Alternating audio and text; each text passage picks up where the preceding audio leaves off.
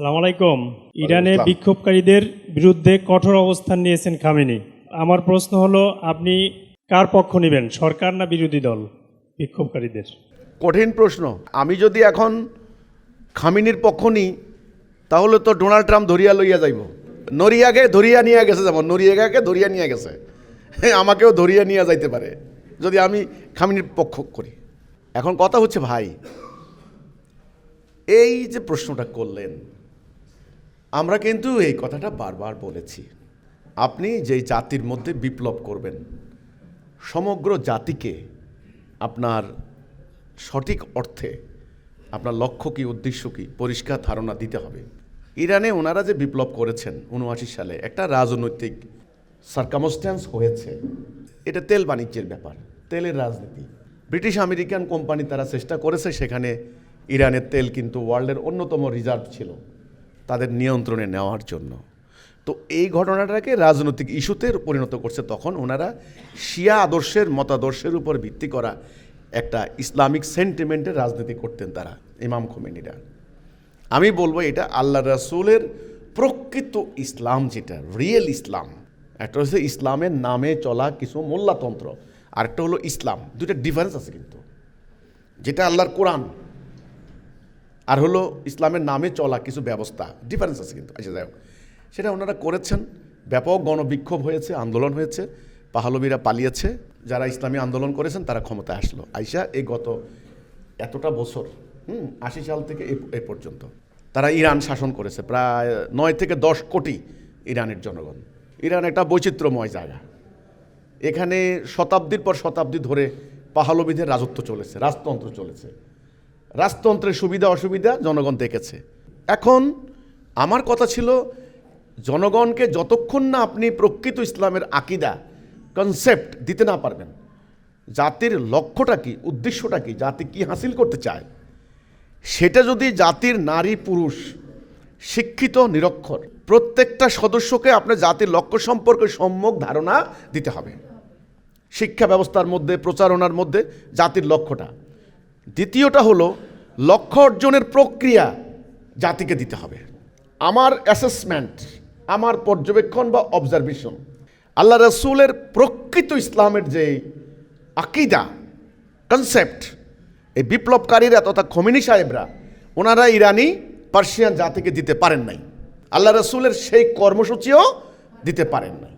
বরং আমি মনে করি যতটা না ইসলামের আদর্শ নিয়ে তারা কথা বলেছেন, তার থেকে বেশি শিয়া মতবাদ, শিয়াইজম, সেটার জন্য এই যে মধ্যপ্রাচ্যের শিয়া সুন্নির দ্বন্দ্ব শতাব্দীর পর শতাব্দীর শেষ পরিণতি বোধহয় এখন হতে চলেছে। এগুলির একটা কানেকশন আছে। কয়েকদিন আগে আপনার সুন্নি প্রভাবাধীন সৌদি আরবের বর্তমান যে ক্রাউন প্রিন্স সালমান $1 ট্রিলিয়ন দিয়ে আসছে ডোনাল্ড ট্রাম্পকে। সালমান বুঝতে পেরেছে যে সামনে কি হতে যাচ্ছে। তো কাজেই ইরানের জনগণ এখন কেন বিক্ষোভে? মাশা আমিনিকে নিয়ে এই যে পর্দার ব্যাপার নিয়ে এত বাড়াবাড়ির কি প্রয়োজন ছিল? কোরআন কি এই মেয়েদের পর্দা নিয়ে কোরআন কি কোনো বাড়াবাড়ি করেছে? বলেন তো দেখি। তাহলে কোরআনের নীতির মধ্যে থাকেন না, সিরাতুল মুস্তাকিমের মধ্যে থাকেন না। এরপরে পশ্চিমাদের দেখা দেখি রাজনীতির প্র্যাকটিস করলেন, সেখানে আপনারা রাজনীতি প্র্যাকটিস করলেন পশ্চিমাদের দেখা দেখি। জনগণের এখন 40% দ্রব্যমূল্যের ঊর্ধ্বগতি, এতভাবে ডলারের বিপরীতে ইরানি মুদ্রার পতন হয়েছে, জনগণ এখন বেঁচে থাকা দায়। কেন? আমি যদি ইসলামের দিকে তাকাই তাহলে দেখব যে আল্লাহ রাসূলের রাষ্ট্র পরিচালনার নীতিগুলো কী ছিল। উচিত ছিল পুরা ইরানি জনগণকে ইসলামের যে লক্ষ্য, অর্থাৎ বিশ্বময় দিন প্রতিষ্ঠার আকিদা, এটা দেওয়া। 2, জেহাদ এবং কেতাল। তাওহীদের পরেই হলো জেহাদ এবং কেতাল, এই আকিদা। তাহলে পুরো ইরানি জনগণ, 9 কোটি জনগণ হওয়া দরকার ছিল একটা নেতৃত্বের আন্ডারে, একটা কর্মসূচির আন্ডারে, একটা নির্দিষ্ট লক্ষ্যে অভিমুখে আল্লাহর রাস্তায় 70 দিন প্রতিষ্ঠার অনুপ্রেরণায় অনুপ্রাণিত একটা জাতি। কিন্তু আমরা কিন্তু সেটা দেখিনি। বরং আমরা ধর্মের নামে বা ইসলামের নামে বহু ধরনের বাড়াবাড়ি দেখেছি, যেগুলা শিয়াইজমের সঙ্গে সঙ্গতিশীল, কিন্তু উম্মতে মুহাম্মদের কনসেপ্টের সঙ্গে সঙ্গতিশীল নয়। এখন যে আন্দোলন হচ্ছে, আপনি বললেন যে এখন এটা স্বাভাবিকভাবে আমেরিকা এখানে ইন্ধন দিচ্ছে। সরাসরি ইন্ধন না, সরাসরি ডোনাল্ড ট্রাম্প বলেছে যে বিক্ষোভকারীদেরকে দমন করলে আমরা শক্তি প্রয়োগ করব। এবং রেজা শাহ পাহলভি সে কিন্তু বলেছে আন্দোলনকারীদের পক্ষে, এবং তারা আমেরিকার হস্তক্ষেপ কামনা করেছে। তাহলে বিরোধী দল দাঁড়িয়ে গেছে, ভেতর থেকে ইন্ধন দিচ্ছে, পাবলিক টেলিভিশনে হামলা চালিয়েছে, সরকারি প্রতিষ্ঠানে, এবং শুনলাম একটা মসজিদেও আগুন লাগিয়ে দিয়েছে, জাতীয় পতাকায় তারা আগুন লাগিয়ে দিয়েছে। তাহলে ব্যাপারটা কেন হলো? একজন বলেছে যে আমরা ইরানি, আমরা পার্সিয়ান, আমরা মুসলিম নই। এই যে কথাটা বলেছে, অর্থাৎ আপনারা যে সিস্টেমটা কায়েম করেছেন, ওই ইরানে বসবাসরত সকল ধর্ম, মত, বর্ণের মানুষের স্বার্থকে রক্ষা করতে পারে নাই। তাহলে তো এটা প্রকৃত ইসলাম হলো না।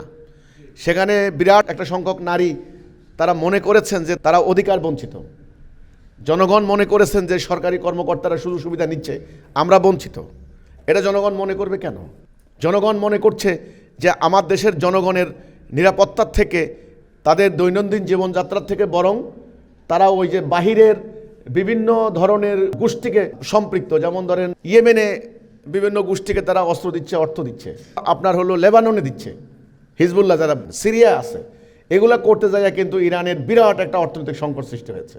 এখন জনগণের কথা হলো আমরা এই বার্ডেন নেব কেন, আমরা এই বোঝা নেব কেন? তাহলে আপনারা জনগণকে বোঝাতে ব্যর্থ হয়েছেন, জনগণকে ব্যাখ্যা করতে ব্যর্থ হয়েছেন। এটা হলো আমার কথাটা আর কি। এই ক্ষেত্রে আমাদের বাংলাদেশে যারা ইসলামী আন্দোলন করে তাদের জন্য বিরাট একটা মেসেজ আছে, বিরাট একটা শিক্ষা আছে এখানে। আপনি ইসলাম আপনি জোর করে একটা ব্যবস্থা চাপিয়ে দেবেন, জনগণের মন মানসিকতার সাথে যদি না মিলে, তাহলে কিন্তু টেকসই হবে না, বরং পাল্টা হিতে বিপরীত হবে। এই বিপ্লব সাফল্যমণ্ডিত হবে না। হ্যাঁ, শত্রু হবেই। নবী করিম সাল্লাল্লাহু আলাইহি সাল্লামের বিরুদ্ধে পুরো মক্কার এবং আশেপাশে যত গোত্র সব এক হয়েছে না? এটার নাম তো আহজাব। আহজাব মানে সম্মিলিত যুদ্ধ হবেই। এই যে আপনার ভিয়েতনামে 52,000 সৈন্য হারিয়ে আমেরিকা লেজ গুটে পালিয়েছে, কিন্তু ভিয়েতনামি জনগণ কি করেছে? ভিয়েতনামের সেই কমিউনিস্ট নেতা, ওনার নাম হো চি মিন, দেখেন কমিউনিস্ট নেতা, আর আপনারা হলেন ইসলামের নেতা আয়াতুল্লাহ। হো চি মিন ওনারা বলেছেন আমরা মাটি খাবো। ভিয়েতনামের জনগণ কবর খুঁড়ে কবরের মধ্যে বসবাস করেছে, কিন্তু আমেরিকা সারেন্ডার করে নাই। তাহলে জনগণ একজন কমিউনিস্ট নেতার পিছনে ঐক্যবদ্ধ হতে পেরেছে। তা আপনারা ইসলামী আন্দোলন করেন, এত বড় আলেম মানুষ, আপনাদের পিছনে ইরানি জনগণ যাবে না কেন? কাজে শত্রু তো ষড়যন্ত্র করবেই। ডোনাল্ড ট্রাম্পকে আমি দোষারোপ করব কেন? হ্যাঁ, তো করবেই। ইসরায়েল আর আমেরিকা একই। ইসরায়েলের বিরুদ্ধে আপনারা হুমকি দিবেন, ইসরায়েলকে মানচিত্র থেকে মুছে দেবো, এই করবো, কিন্তু জনগণকে তো ইসলামের চেতনায় উদ্বুদ্ধ করতে হবে, জনগণকে তো শাহাদাতের প্রেরণায় উজ্জীবিত করতে হবে, জনগণের মধ্যে ধনী দরিদ্রের বৈষম্য দূর করতে হবে, সুষম বন্টন করতে হবে। অনর্থক অহেতুক ফালতু ইস্যু নিয়ে রাষ্ট্রের কর্তৃপক্ষ তো ইনভলভ হতে পারে না। আমার পার্সোনাল ওপিনিয়ন হচ্ছে ইরানের শাসক গোষ্ঠী ওনারা সাধারণ জনগণের সেন্টিমেন্টকে, সাধারণ জনগণের আশা আকাঙ্ক্ষাকে, সাধারণ জনগণের চাওয়া পাওয়াকে ওনারা কার্যকরী করতে পারেন নাই, কারণ তাদের কাছে আসলে প্রকৃত ইসলাম ছিল না। ওনারা যে ব্যবস্থাটা কায়েম করেছেন এটা একটা ব্যবস্থা, যেটা আল্লাহ রসুলের প্রকৃত ইসলাম নয়। এই হলো কথাটা। তবুও আপনি বললেন যে কার পক্ষে, আমি চাই না একটার পর একটা যে বিপর্যয় হয়েছে মুসলমানদের উপরে, ইরানের রাষ্ট্রের উপরে এই ধরনের কোনো বিপর্যয় নেমে আসুক। কারণ হাজারে হাজারে মানুষ মারা যাবে, মুসলিম বিশ্বের অবস্থা তো এমনিতেই খারাপ, আরও ভয়াবহ পরিণতি হতে পারে। আমি চাইব তাড়াতাড়ি জনগণ এবং সরকারের মধ্যে একটা সমঝোতা হয়ে অন্তত ইঙ্গো মার্কিন চক্রান্ত তারা যেন রুখে দিতে পারেন, সেই ব্যবস্থা তারা করবে। এই সরকার জনগণের চাওয়া পাওয়া বুঝবে, জনগণও সরকারের অভিপ্রায় বুঝবে, অর্থাৎ দুই পক্ষ আন্ডারস্ট্যান্ডিংয়ের মাধ্যমে এমন একটা ব্যবস্থা কায়েম করবেন যেন তাদের ইরানটা অন্তত রক্ষা হয়, আর না হলে টুকরা টুকরা হয়ে যাবে। এই ওসিলা কিন্তু টুকরা টুকরা হয়ে যাবে, কারণ খমেনিদের তো বিরাট বাহিনী, এত বড় গোষ্ঠী, তারা সহজে কিন্তু ছাড় দেবার নয়। এটা কিন্তু বুঝতে হবে। তারা কিন্তু 8 বছর ইরাকের সঙ্গে যুদ্ধ করেছে সাদ্দাম হোসেনের বাহিনীর সঙ্গে, লক্ষ লক্ষ ইরানি, ওদেরও কিন্তু জেহাদি চেতনা আছে, কিন্তু তারা কিন্তু জীবন দিয়েছে।